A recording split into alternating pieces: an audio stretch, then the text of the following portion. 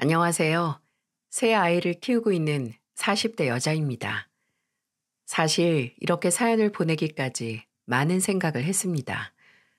정말 보내도 될지, 이게 맞는 일인지 고민을 참 많이 했어요. 물론 지금도 100% 확신을 하고 보내는 건 아닙니다. 그저 제 속의 이야기를 불특정 다수에게 드러내 보이고 조금이라도 마음의 안정과 위로를 받고 싶은 마음에 이렇게 보내게 됐네요.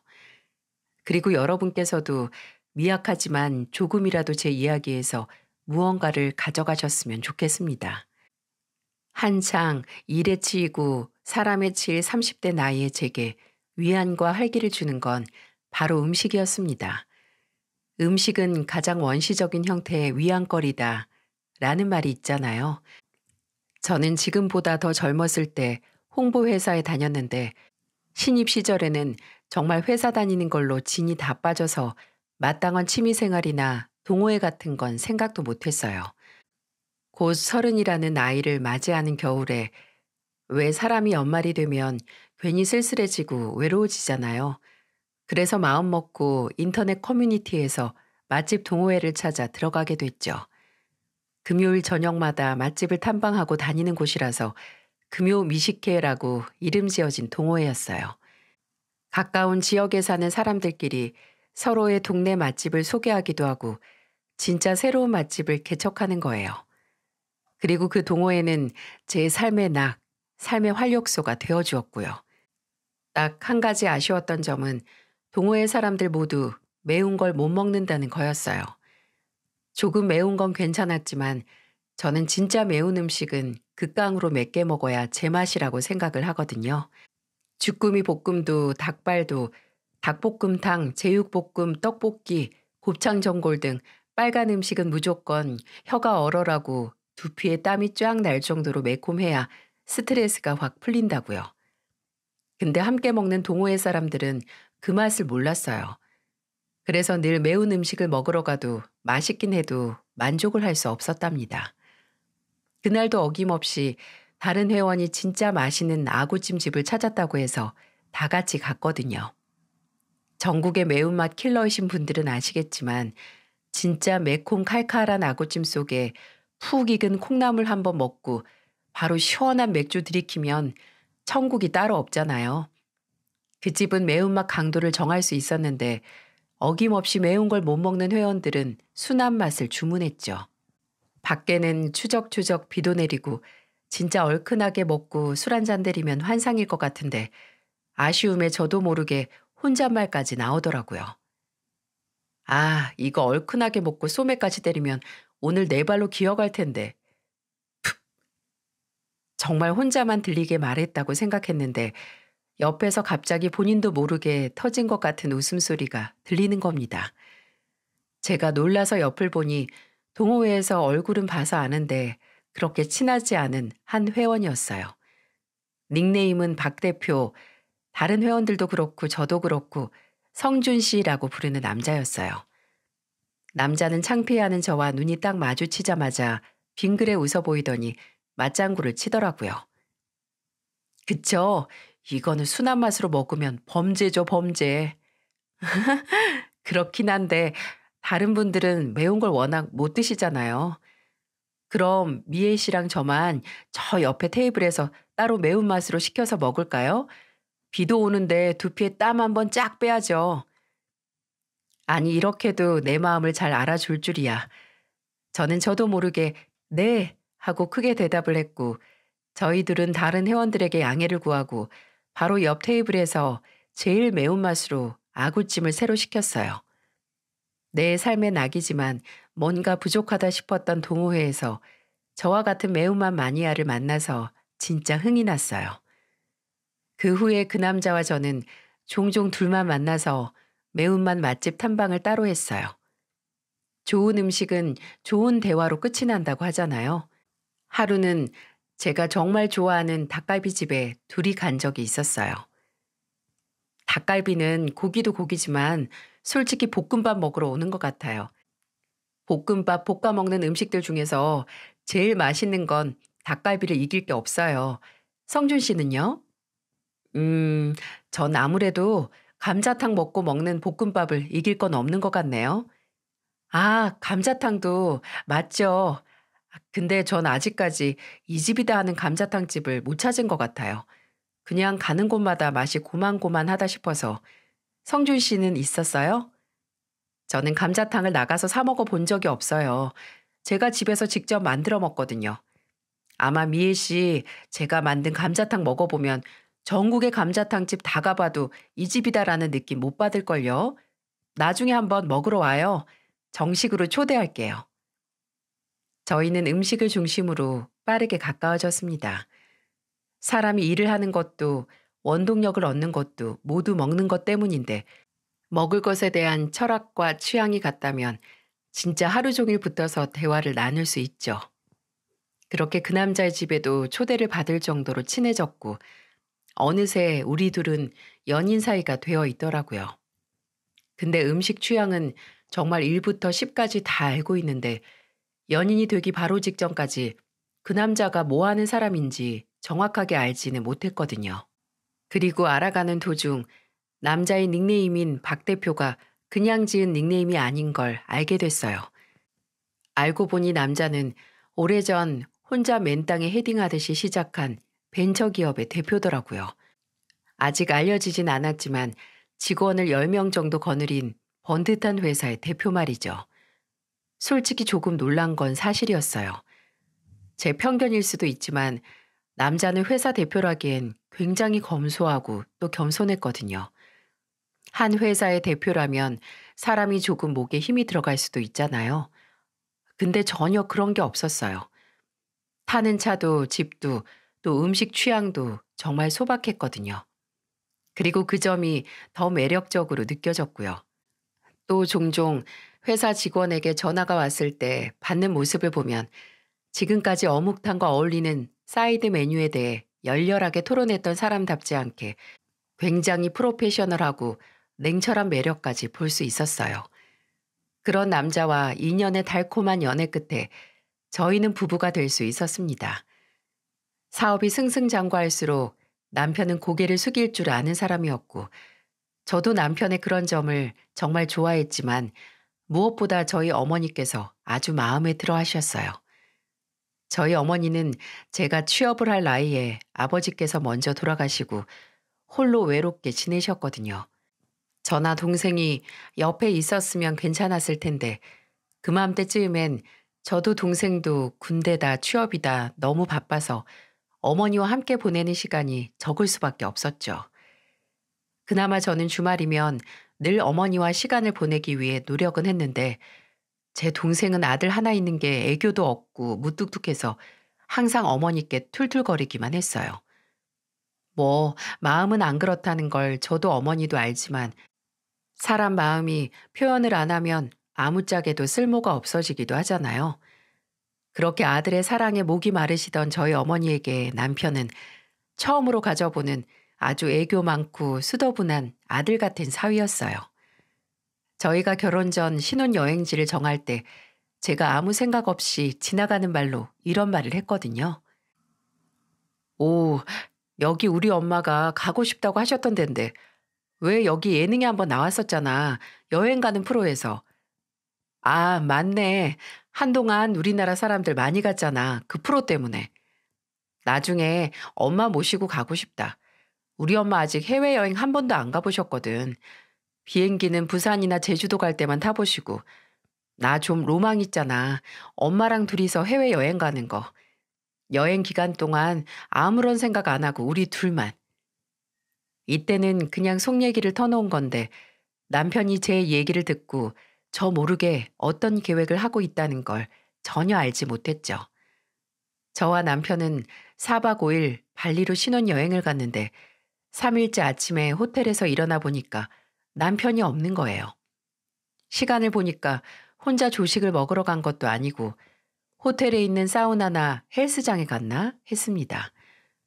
전화도 안 받아서 일단 씻고 나왔는데 호텔 문이 열리고 남편이 나타났어요.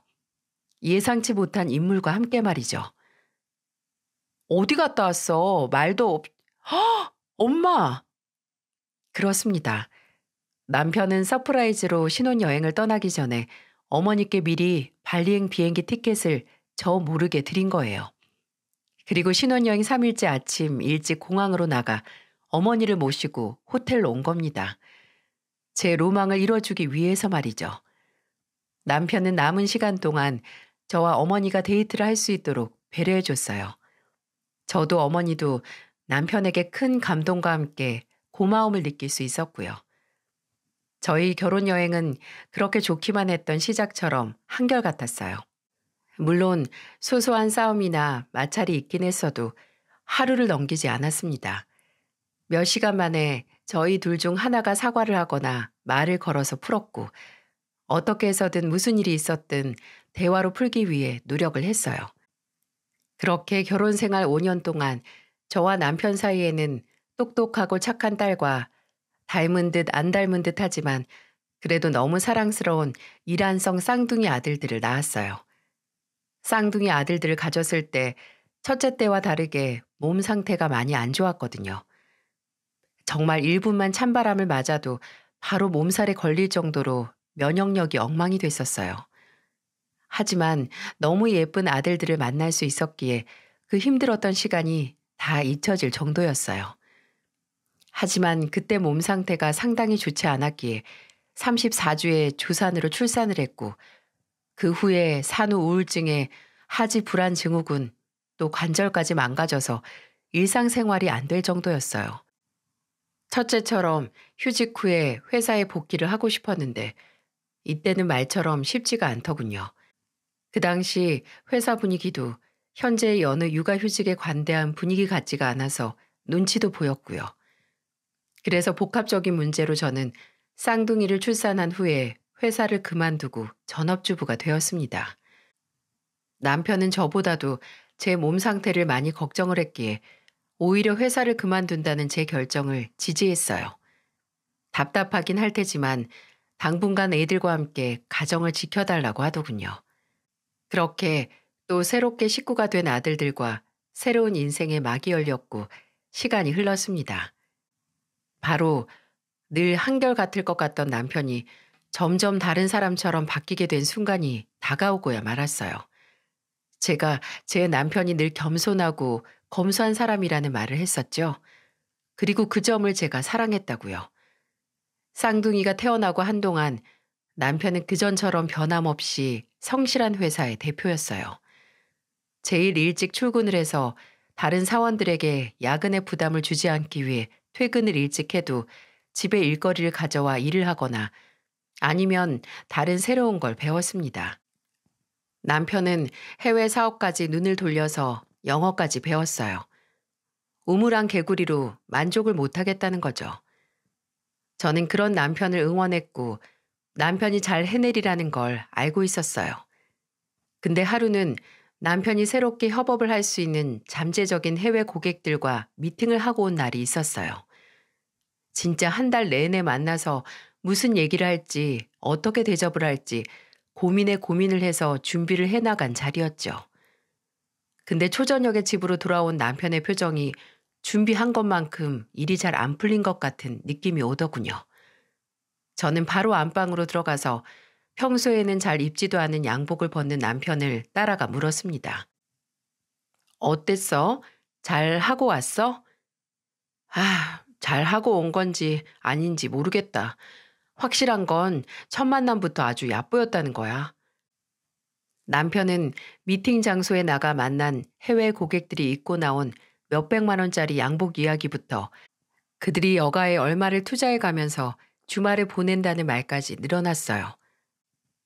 나한테 평소에 하는 운동이나 취미 있냐고 해서 그냥 가족들이랑 시간 보낸다고 하니까 바로 비웃더라. 뭐 한국인들은 평균적으로 업무량도 많고 일과 일상의 조화를 잘 못한다고 들었다고 이해한대. 지들은 무슨 수상 스포츠니 골프니 테니스니 친다고 나중에 시간 되면 같이 하자는 거야. 한동안 한국에 있을 거니까. 그리고 무슨 와인 얘기도 하는데 내가 끼어들 수가 있어야지. 근데 그놈들 중에 하나가 나한테 박 대표는 좀 즐기면서 살 필요가 있어요. 한 회사의 대표면 그 자리에 어울리는 삶을 누려야죠. 이러는 거야. 거기서 내가 무슨 얘기를 해. 진짜 일만 하면서 살았는데. 정말 자존심 상하더라. 그냥 성실하게 미팅 자료 준비만 해갔는데 그놈들 하는 말이라곤 사치스러운 취미생활 뿐이니. 아, 진짜 내가 뭐라도 취미가 있었으면 그래도 그 무시는 안 받았을 텐데. 아, 진짜 자괴감 든다. 평생 성실하게 일만 해온 사람이 일 외적인 걸로 무시를 당해서 자존심이 많이 상했구나 했어요. 그리고 그런 남편이 안쓰러웠습니다. 남편은 그 후에도 그런 굴욕을 겪지 않기 위해 나도 뭐든 시작을 해야겠다고 했고, 며칠 고민을 하다가 남편은 골프부터 시작을 했어요. 그리고 평소 얼굴을 트고 알고 있던 다른 회사 사람들과 모임을 만들어서 취미 생활을 시작했죠. 그래서 주말이면 늘 라운딩을 나갔습니다. 그뿐만이 아니라 남편은 와인 클래스, 바리스타 수업까지 들어서 와인 시음회나 커피 시음회 같은 모임도 다녔어요. 하나에 몇백에서 몇천까지 가는 와인을 경매하는 자리까지 나갔었습니다. 처음에는 뭐든 열심히 하는 남편이니까 취미 생활도 일의 연장이고 그래서 더 열정적으로 이것저것 다 하나보다 했어요. 근데 언젠가부터 배보다 배꼽이 더 커지는 느낌을 받았고 남편의 무시받지 않기 위한 취미 생활의 시작은 앞으로 있을 모든 지옥 같은 시간들의 시작이었어요. 남편의 그 배꼽이 배보다도 커졌다는 걸 알게 된 건 결혼을 하고 8년의 시간이 지났을 때였어요. 평일에 늘 그랬던 것처럼 첫째는 유치원에 보내고 쌍둥이들 낮잠을 재우고 있었는데 전화가 울리는 겁니다. 그리고 발신자를 보고 좀 놀랐어요. 바로 남편의 회사 직원이었죠. 남편과 일한 지 오래됐고 저희 집에도 종종 남편이 데리고 와서 만난 터라 연락처는 알고 있었거든요. 저는 혹시 무슨 일이 있나 해서 얼른 전화를 받았고 그 직원은 제가 받자마자 다급하게 말하더군요. 저희 남편이 지금 집에 있는지 연락은 되는지 말이에요. 아니 남편은 여느 아침과 같이 출근한다고 집을 떠났는데 이게 대체 무슨 일인가요? 생전 한 번도 회사에 결근 한 번 한 적이 없던 사람이 잠수라뇨. 심지어 중요한 회의가 있는데 혹시나 출근길에 무슨 사고가 난 건 아닌가 싶어서 끔찍한 상상까지 되고 제가 아무리 전화를 해도 남편은 강간무소식이었죠. 저와 회사 직원들이 모두 발을 동동 구르고 있을 때 남편이 글쎄 뭘 하고 있었는 줄 아세요? 내기 골프를 치고 있었답니다. 돈 300만 원을 걸고 다른 회사 대표들이랑 내기 골프를 치느라 회의도 있고 전화도 안 받은 거래요. 이게 말이나 되나요? 저는 남편의 무책임함에 머리 끝까지 화가 났어요.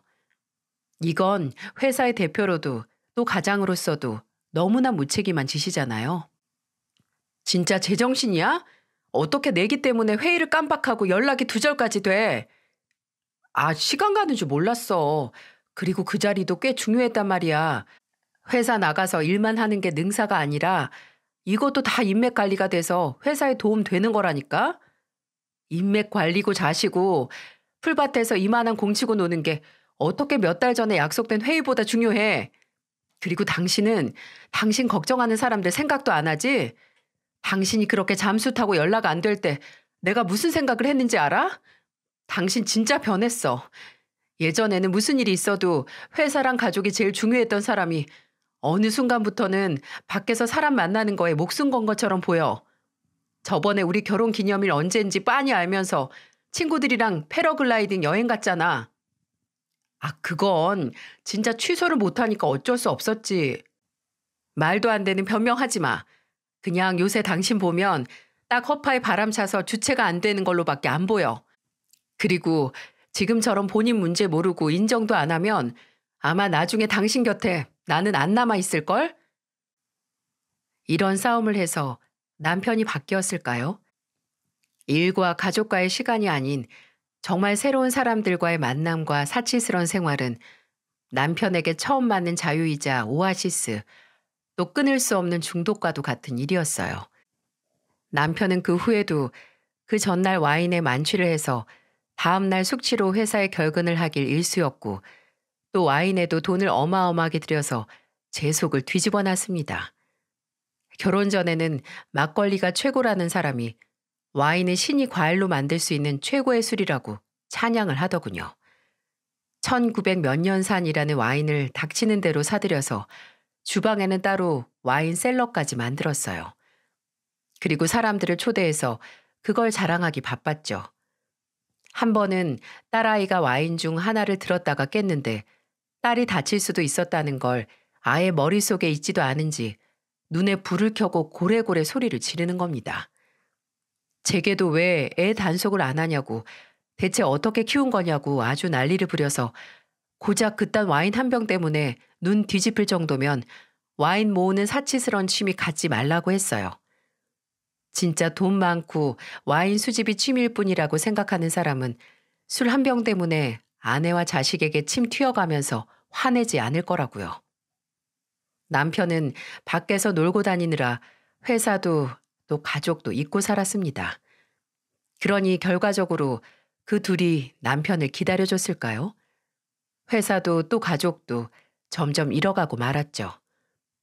저하고 애들과의 관계도 문제였지만 남편은 청춘과 열정을 모두 쏟아부은 회사가 어떻게 돌아가는지 아예 손 놓고 살다가 크게 뒤통수를 맞는 비극을 맞이했어요. 남편의 회사 직원 중 하나, 심지어 남편의 오른팔이라고 믿었던 직원이 공금을 횡령해서 해외로 날라버린 겁니다.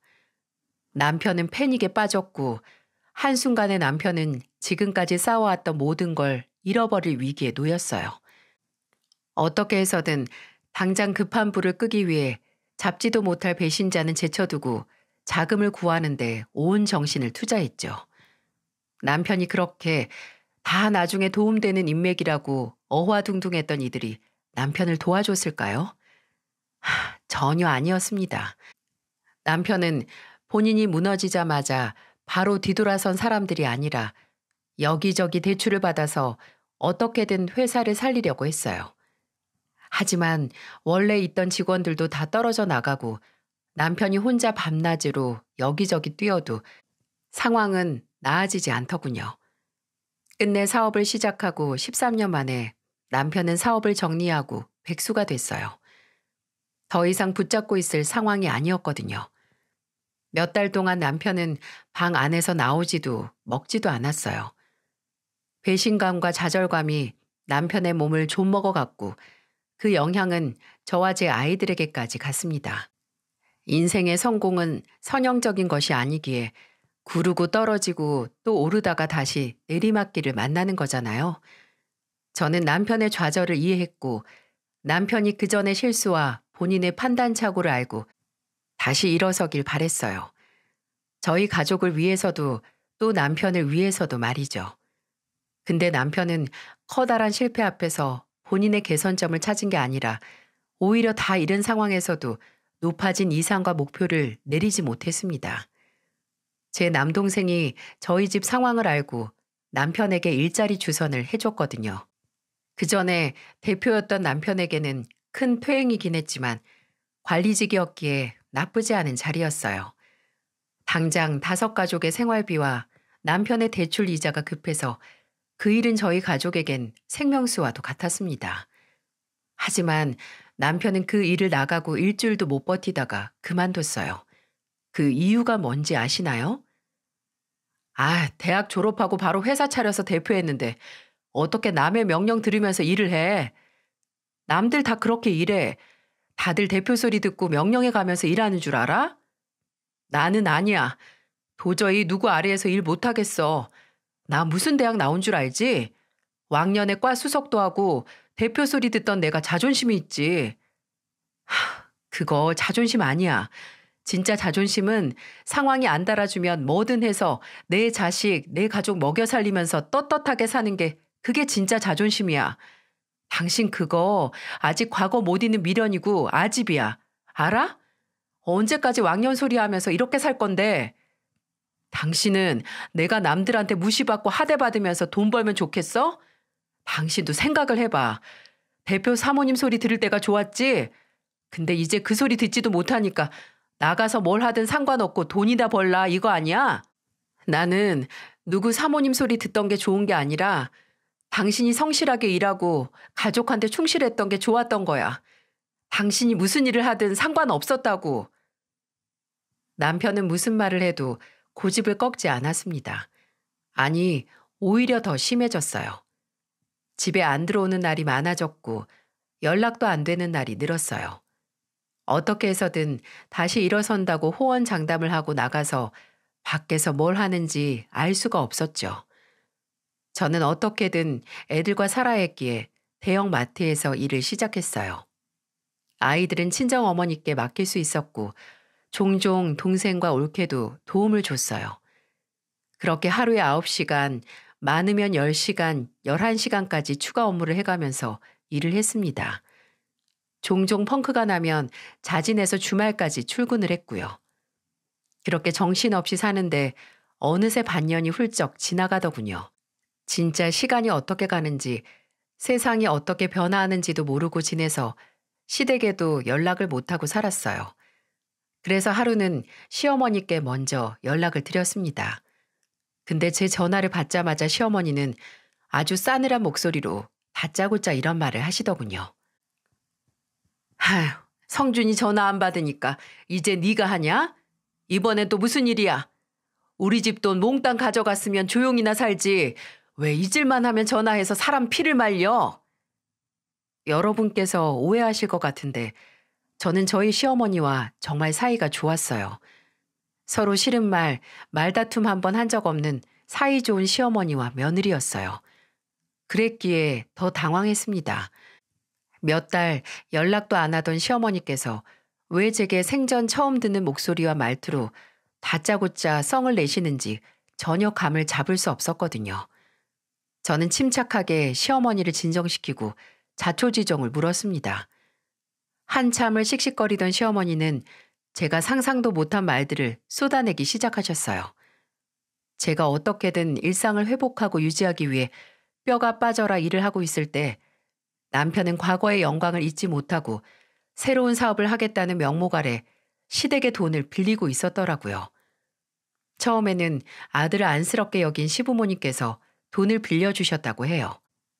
1,000만 원이 3천이 되고 5천이 되고 대출까지 받아서 빌려주셨더라고요. 심지어 늦게 퇴사를 하고 몇 년 동안 마음먹었던 어학연수를 준비하던 신우의 퇴직금까지 가져갔대요. 그렇게 시댁의 단물이란 단물을 쭉 빼먹고 동생 앞길까지 막은 남편은 정신을 못 차리고 끝내 이제는 빌려줄 돈이 없다는 시아버지의 말에 그럼 집 담보대출이라도 받아서 달라는 말까지 꺼냈다고 합니다. 갈 때까지 간 남편의 말에 시부모님은 두 손 두 발 다 드셨고 먼저 어떻게 살든 이제 신경을 끌 테니까 알아서 살라고 연을 끊자고 통보를 하셨다고 해요. 그러던 와중 아무것도 모르는 제가 연락을 했으니 시어머니는 남편과 제가 한통속이라고 생각을 하신 거죠. 하지만 저는 지금까지 남편이 시댁에서 가져간 억 단위에 가까운 돈을 어디에 썼는지 전혀 알지 못했습니다. 남편은 거의 집에 안 들어왔고 들어와도 늘 잠만 자는 모습밖에 못 봤거든요. 대체 동생이 10년 동안 일했던 직장에서 받은 퇴직금까지 가져가서 뭘 했는지 그걸 알게 됐을 때 저는 실망을 넘어선 절망을 하고야 말았어요. 남편의 휴대폰 그리고 노트북에서 남편이 가족들의 돈으로 무슨 짓을 했는지 남편은 그 돈으로 다시 일을 한 게 아니라 주식과 코인을 사들이고 있었어요. 심지어 죄다 바닥을 치고 있어서 매도할 수도 없는 상태였죠. 다시 성실하게 일을 하는 게 아니라 돈으로 돈을 벌어 한탕을 노리고 있었던 겁니다. 대체 이 사람이 누구죠? 제가 사랑한, 제가 결혼해서 가정을 꾸린 그 사람이 정녕 맞는 건가요? 저를 포함한 가족은 모두 남편에게 등을 보였습니다. 저도 남편에게서 더 이상의 기대는 바라지도 않았어요. 솔직히 그때 이혼을 생각해야 했지만 그저 내 아이들의 아빠로 존재만 해준다면 어디 가서 더 큰 사고를 치지 않기만 바라고 기도를 했어요. 하지만 그러는 와중에도 남편에게서 뒤돌지 않는 가족이 한 명 있었어요. 바로 저희 어머니였죠. 어머니는 남편의 실패에도 그럴 수도 있다, 다시 시작하면 된다 라고 용기를 주신 분이랍니다. 남편이 회사를 막 정리하고 방 밖으로 나오지 않았을 때 남편이 좋아하는 음식들을 바리바리 싸 찾아와서 이틀 동안 방 밖에서 지켜서다가 끄집어낸 것도 저희 어머니였어요. 어머니는 제가 남편에 대한 불만을 말해도 끝에는 꼭 그래도 박서방이 원래 나쁜 사람은 아니잖니. 지금 상황이 이러니 말도 헛나가고 실수도 하는 거야. 시간을 좀 줘야지. 지금까지 얼마나 힘들게 일군 일인데 그렇게 일었으니. 하고 언제나 남편의 입장에서 생각을 해주셨어요. 또 남편만 만나면 몰래 지갑에 돈을 넣어주시기도 하는 걸 봤습니다. 미리 준비를 해오시는 건지 5만 원권을 언제는 10만 원, 또 100만 원까지 넣어두셨어요. 아마 그때는 거짓말 조금 보태서 이 지구상의 남편을 믿어주는 건 저희 어머니뿐이었을 겁니다. 그런 어머니의 맹목적인 믿음과 배려에 남편은 과연 부응을 했을까요? 정신을 차렸을까요? 아니요. 이제 본인의 가족과 단절이 된 상황에서 남편은 저희 어머니를 돗자리를 펴도 발을 뻗어도 되는 자리로 생각을 했어요. 하루는 일을 하다가 쉬는 시간에 어머니의 전화를 받았습니다. 혹시 어머니 댁에 있는 애들에게 무슨 일이 일어났나 싶어서 얼른 받았는데 어머니가 다급한 목소리로 제게 말하셨어요. 예, 미애야. 너 지금 일하니? 언제 끝나? 아직 퇴근 시간 멀었는데. 엄마 왜요? 애들한테 무슨 일 있어요? 아니, 너 좀 빨리 와서 박서방 좀 데려가. 내가 제발 가달라고 해도 말도 안 듣고 거실에서 아주 진을 치고 있다. 이게 무슨 일인가요? 저도 며칠 동안 얼굴을 못 본 남편이 왜 저희 친정어머니 댁에 있고 또 남편을 정말 끔찍이 생각하는 어머니께서 왜 이런 말을 하시는지. 저는 급하게 사정을 얘기하고 조기 퇴근을 했고 바로 어머니 댁으로 달려갔어요. 그리고 그렇게 간 곳에서 정말 무슨 빚쟁이 마냥 어머니 댁 거실 바닥에 앉아있는 남편과 그런 남편과 대치를 하면서 팔짱을 끼고 서 있는 어머니를 볼 수가 있었어요.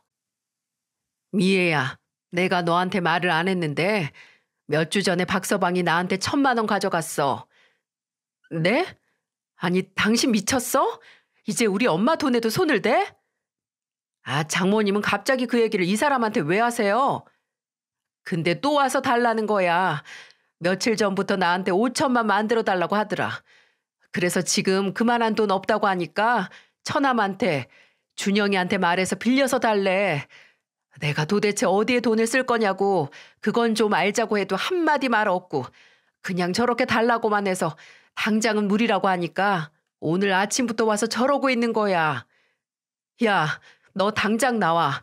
우리 엄마 돈도 코인으로 날리려고 이래? 대체 어디까지 가족들 등골을 빼먹어야 그 집 멈출래? 나와. 당장 나오라고. 아, 진짜? 내가 나만 잘 되자고 이래요? 다 장모님 딸, 장모님 손주들 먹여 살리려고 이러는 거 아니냐고요. 장모님은 말로만 저 믿는다고 하더니 돈 얘기 나오니까 바로 태세 전환하시네요. 참나, 이러려면 위선이나 떨지 마시던가요. 가증스러우니까. 정말 눈에 뵈는 게 없는 남편은 용서할 수 없는 막말을 내뱉었고 그 말을 듣고 눈에 불이 터진 제가 남편에게 달려들기도 전에 어머니께서 먼저 손을 들어 남편의 뺨을 내리치셨어요.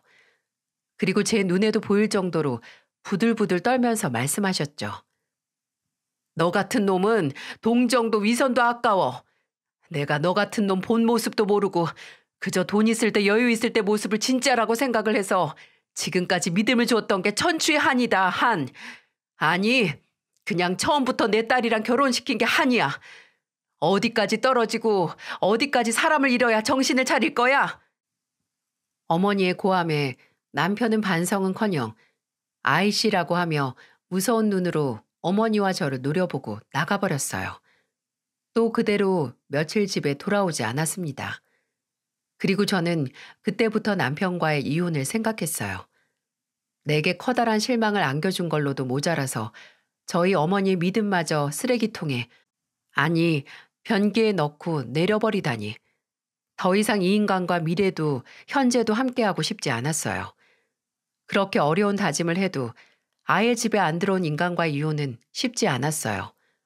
뭐 어디 있는 줄 알고 얼굴을 봐야 이혼을 하든 말든 하죠. 저도 일하고 애들 돌보느라 사는 게 바쁘고 힘들어서 이혼을 다짐하고 나서 아무런 조치를 취하지 못하고 시간만 흐를 수밖에 없었어요. 변호사를 만나서 상담은 물론 했고요. 근데 하늘이 보기에는 제가 그렇게 바빠 보이지 않았나 봅니다. 제게 그리고 저희 어머니에게 다른 시련을 주더군요.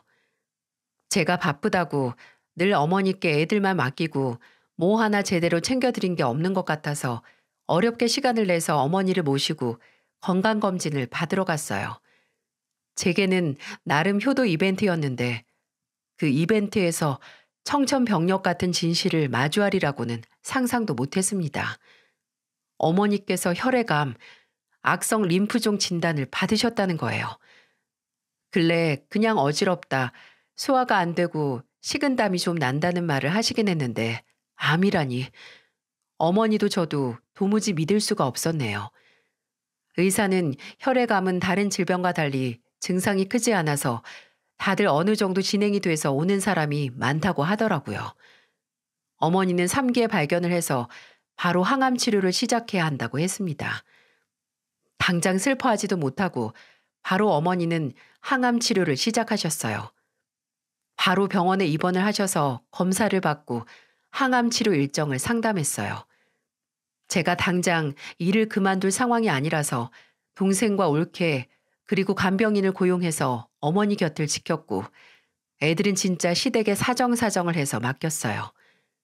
암 보험금이 나오긴 했지만 부수적인 치료비가 만만치 않았고 제 형편에 거기다가 시터까지 구할 수 없었으니까요. 시부모님은 다행히 제가 얼마나 고생을 하고 또 남편과 작당을 해서 시댁에서 돈을 빌린 게 아닌 걸 아시기 때문에 선뜻 제 부탁을 들어주셨고요. 아, 그리고 그렇게 다시 시댁과 연락을 하면서 사라진 남편의 행방을 알게 됐습니다. 시부모님은 당연히 남편에게 다시 손을 내밀지 않으셨고 남편이 일방적으로 연락을 하고 있었다고 해요. 남편은 숙박업소를 전전했는데 한 숙박업소에서 장기 투숙 비용을 내고 생활을 했다고 하더라고요. 시부모님을 통해서 남편이 있는 곳을 알아낸 저는 바로 변호사를 찾아가 이혼 소송 청구 서류를 작성했고 복사본을 챙겨서 남편이 묵고 있는 숙박업소 카운터에 맡겼어요. 남편 사진을 보여주면서 이렇게 생긴 사람이 오면 꼭 전해주라고 거기 직원에게 수고 비용까지 챙겨줬습니다. 효과는 빨랐어요. 한 달을 집에 안 들어오던 남편이 서류 보내고 이틀 만에 집으로 찾아왔거든요. 하지만 집에 들어올 수는 없었죠. 제가 현관문 도어락 비밀번호를 바꿨거든요. 새벽에 휴대폰은 아주 날벼락을 맞은 것처럼 울리고 현관문 밖에서는 문을 쾅쾅 치면서 문 열라는 그 인간 목소리가 들리고 저는 태어난 얼굴로 체인을 풀지 않고 문만 살짝 열었고 그 틈으로 집에 안 들어오는 동안 어디서 굴렀는지 야수 같은 얼굴의 남편이 서 있는 걸 발견했어요. 날백수 된 지 오래 지나서 잘 모르나 본데 일하는 사람들은 다 이 시간에 자. 다음 날 일하러 가야 하니까. 근데 이 난동을 부려? 하, 좋은 말 할 때 문 열어라. 네가 뭔데 내 집 비밀번호를 바꿔? 이 집 내가 산 거야, 내가. 그래, 네가 샀는데 너 그 권리 몇 년 동안 백수로 살면서 가족 나몰라라 했을 때 잃었어. 집에 들어오지도 않는 게 무슨 남편이고 아빠야? 여기는 내 가족이 사는 집이니까 이제 곧 가족이 아니게 될 인간은 주제 넘게 들어올 생각하지 마. 그래, 너 말 한 번 잘했다. 이혼? 아주 미친 거지. 그딴 서류나 맡기고 가고. 이제 돈도 못 번다고 서방 아니라 이거야? 네가 나랑 이혼을 해? 누구 마음대로? 내 마음대로 한다.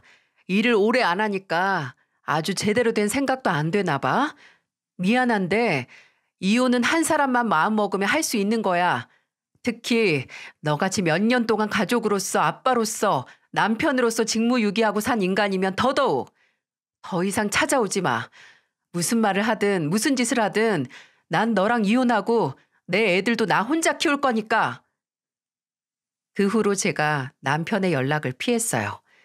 남편은 문자로 온갖 협박을 해가면서 절대 이혼 못 해준다고 했고, 저는 그 모든 걸 이혼을 위한 증거물로 수집했습니다.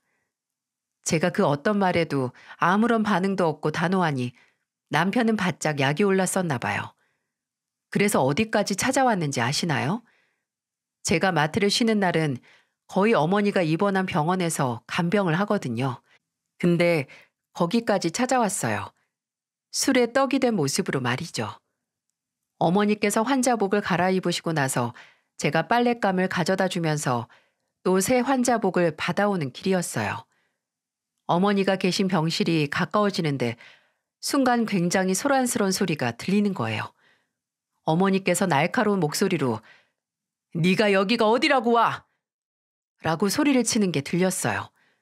저는 놀라서 바로 달려서 병실 안으로 들어갔고, 그곳에는 침대에 앉아있는 어머니와 어머니 앞에 휘청이면서 서 있는 남편이 있더라고요.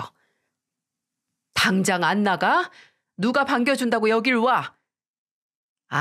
우리 장모님이 나이 70에도 염치 없이 목숨줄 못 놓고 연명치료 받는다길래 사위로서 응원해 드리려고 왔죠.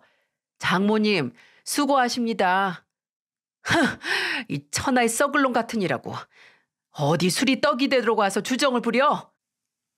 저는 어머니 앞에서 코웃음을 치는 인간에게 다가가서 멱살을 잡아채서 확 돌렸어요. 남편은 그제야 병실로 들어온 제 얼굴을 봤고 진짜 찢어 죽일 듯이 노려보는 제게 해맑게 웃으면서 말하더군요. 마누라도 있었네? 아이고, 우리 마누라 죽어가는 어머니 돌보느라 고생이 많다. 고생 많어. 헛수고하네. 뭐? 이 미친놈아? 진짜 그 주둥이 안 닥칠래? 내가 이 자리에서 꼬매줄까? 그리고 내가 왜 네 마누라야? 너 나랑 이혼 소송 중이야. 네가 일방적으로 모른 척 하긴 해도 이미 끝난 거나 다름없다고. 아직도? 포기를 못하네. 내가 너 놔줄 것 같아? 누구 좋으라고 이혼을 해? 누구 좋으라고? 돈 못 번다고 바로 팽하는 게 가족이냐? 가족이야? 누가 돈 못 번다고 팽을 해? 넌 머리가 그렇게 나쁘냐? 네가 돈만 못 벌었어? 가족 알기를 우습게 알고 무책임하고 헐짓거리나 하고 다니는 건 가족이냐? 똑똑히 알아도 너 돈 없어서 버려지는 게 아니야. 네가 나랑 애들 버리고 밖으로 나돌아 다녔을 때부터 네가 먼저 가족 버린 거야. 너희 부모님한테 돈 가져가서 그걸 보장도 없는 곳에 꼬라 박았을 때부터 네가 먼저 가족을 버린 거라고. 알아? 내가 언제? 그래. 내가 실수했다 쳐. 잘못했다 치자고. 근데 세상 살면서 실수 안 한 사람이 어딨어? 근데 기회도 안 주고. 막말로 내가 저기 있는 곳 황천길 갈 인간보다 못한 게 뭐가 있다고.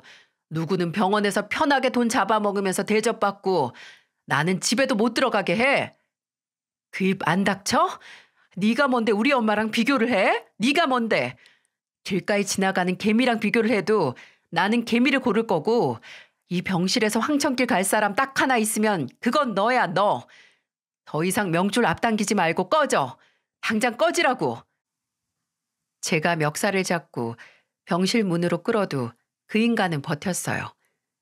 끝내 밖에서 이 소란을 모두 들은 간호사분들이 병원 보안 요원들을 불러서 끌어낼 수 있었죠.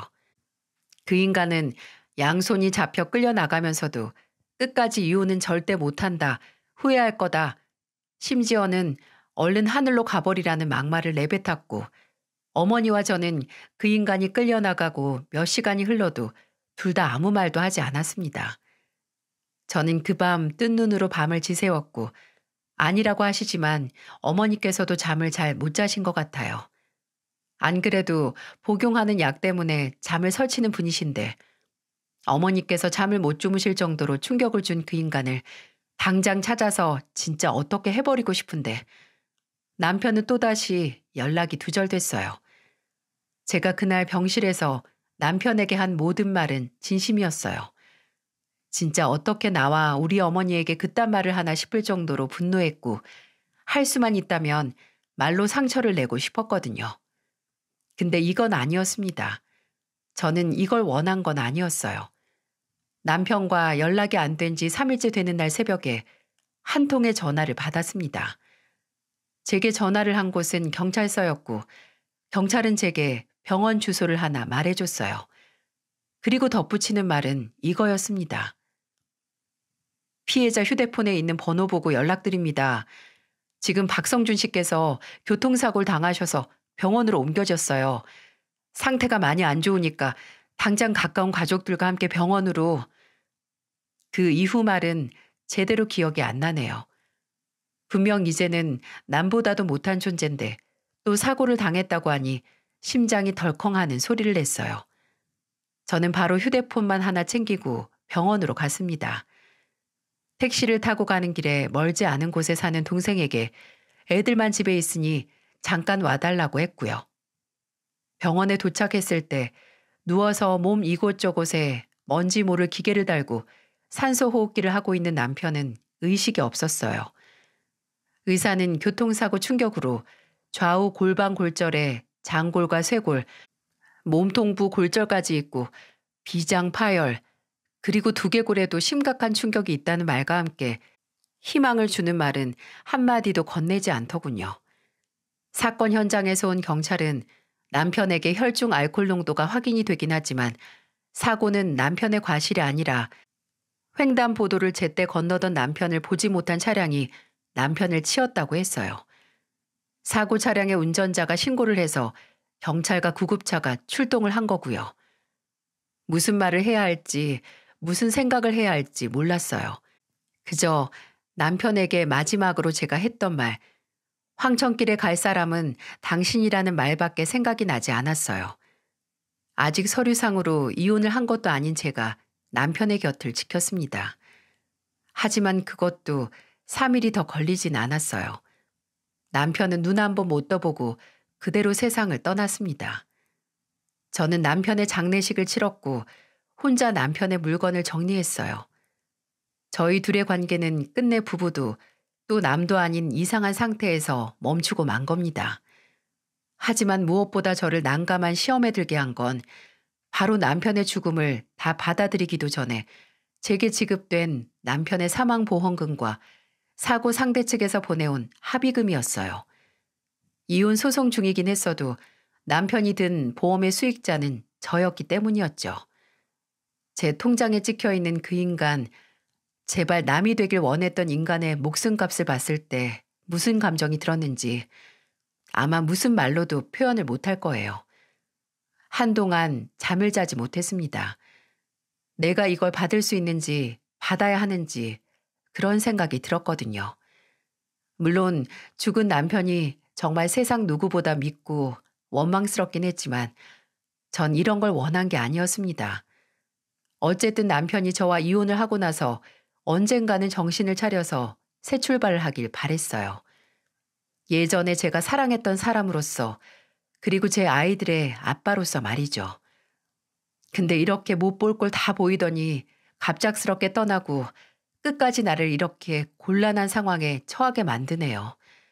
사람이 어떻게 이럴 수가 있나요? 처음에는 시댁에 돈을 전부 보내려고 했습니다. 근데 시부모님은 그 돈을 거부하셨어요. 연 끄는 아들 목숨값 받을 수 없다고 남편을 내치셨을 때 이미 그 돈에 대한 권리를 포기하신 거나 마찬가지래요. 그래도 제가 고집을 부려서 시누이 퇴직금과 남편이 생전 시댁에 가져갔던 돈의 일부를 시부모님께 드릴 수 있었어요.